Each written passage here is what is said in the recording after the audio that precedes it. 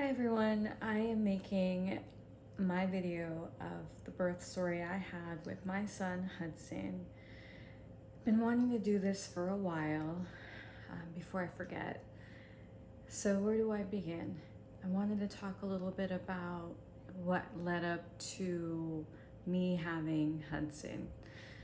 So around Christmas Eve, I started feeling really sick. And what I mean as sick, I lost my appetite, was in bed, just feeling uncomfortable, like achy, kind of like if I had the flu. And I just remember it being Christmas Eve, and we were all getting ready to go have dinner at McMinniman's for Jared's brother, and I just was not feeling good at all. So I did not end up going. I stayed home, stayed in bed pretty much all day on Christmas Eve. Give me 1 second. I need to grab my water, which I realize is really low. What else happened? Then Christmas Day, I was feeling a little bit better. And right around, I would say the 6th or the 7th, we went and did like a Costco run just to prepare ourselves for the baby. At that time, he did not have a name. And the last meal that we had before going to the hospital was Red Robin.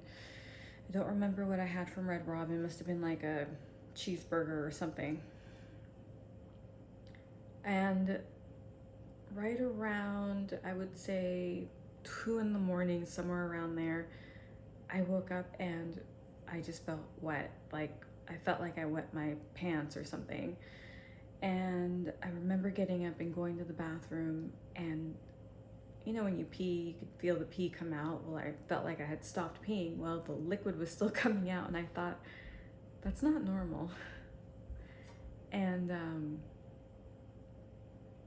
anyway, I went back to sleep, and I remembered, okay, wait about 30 minutes, see if I'm still leaking amniotic fluid, which is what I thought it was. And I was. My pants were getting more and more like if I had peed myself, more wet. Got up, went to the bathroom, and again, the fluid was still coming out, dripping. It wasn't like gushing, it was more like a stream. And I thought, oh my gosh, I need to put like one of those Depends diapers on or something. So I put one on, well, called the hospital, talked to the doctor, the labor and delivery doctor, and he said, well, why don't you come on in, bring your overnight bag just in case. We're gonna test you, but it sounds like your water broke and we might be admitting you. I'm pretty sure we're gonna admit you, but we need to check you out. So I wake Jared up. We are like, oh my gosh, frantic. And maybe about 45 minutes later, we get on the road. And by this point, it's about like 3 or 4 in the morning. It's, morning time. And I remember we get to the hospital. I let them know that I've already called. They were already expecting me. I go in, they test me to make sure it's amniotic fluid, and yes, it is. And I remember the nurse checking me in told me, get ready because your baby is coming today. You're gonna have a baby today. And she was right. And I remember they, put those things on my belly to see if I was having contractions, and I was, but I just wasn't feeling them. And so they gave me Pitocin. And shortly after that, I started to get really uncomfortable. I started feeling my contractions and was in a lot of pain. To me, it felt like period cramps that are relentless and there's no break. They just one after another, after another, after another. It's just very intense, like period cramps, nonstop.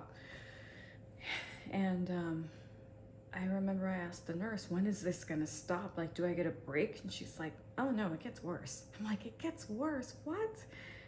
Give me an epidural. And so she had the anesthesiologist come up, and he came up, gave me an epidural. I still wasn't feeling it. I was still feeling the contractions, was in a lot of pain. I couldn't even talk. I was like, oh God. And they had me wait it out a little bit to see if the epidural would kick in. It didn't. And they finally got him back up. He adjusted the epidural, and then finally I had some relief. And I mean, I was still having contractions. I wasn't really feeling them. I was feeling them, but not really like intense or anything like that. And probably around like 6:30, 6:20, maybe 6:40, I don't remember. They came in, they checked me out, and they said, all right, well, it looks like you're fully dilated, so get ready to push. And so the nurse had me get ready, you know, was there helping me push. And the doctor was also there, I guess, towards maybe the last hour or something, because I pushed for, I would say, a good 2 hours. And she's like, all right, well, yeah, I see his head, I see him, you know, we're gonna let you still try to push for a little bit. But, you know, I can have him out pretty soon, but I need to cut you. So it's up to you if you want me to do that. If not, then we're just going to let you keep pushing for a little bit. And if he's not coming, then I don't know if she meant, most likely meant having a C-section or what. I thought, whatever you need to get him out, like if you need to cut me, fine. I'm just so tired of pushing. I felt like I was pushing with every fiber of my body, every fiber of my being. I remember that even this, I was straining my neck, just trying to get him out, you know? And it was just one of the most exhausting things I've ever done. Just because you really use every part of you to get that baby out. At least I did. And so the doctor cut me, gave me an episiotomy, and shortly after that, he was born around 8:42, I think was his actual birth time, 8:42 p.m. And I remember I heard him crying, and then I remember the doctor's like, you want to see him coming out? I can give you a mirror. I'm like, no. You know, just please. And I remember hearing my friend's mom, my best friend's mom, oh my gosh, I can see him. And she like looked and saw him being born, and I'm like, oh my gosh. Anyway, and he was here, you know, and then they like checked him out, and then they put him on my chest all bloody and covered in that cheesy stuff all over him. And I was just so excited because I didn't have to push anymore. I was just so exhausted, and I was so happy, and I thought I was gonna cry, and I didn't. I was just so happy that I didn't have to push anymore.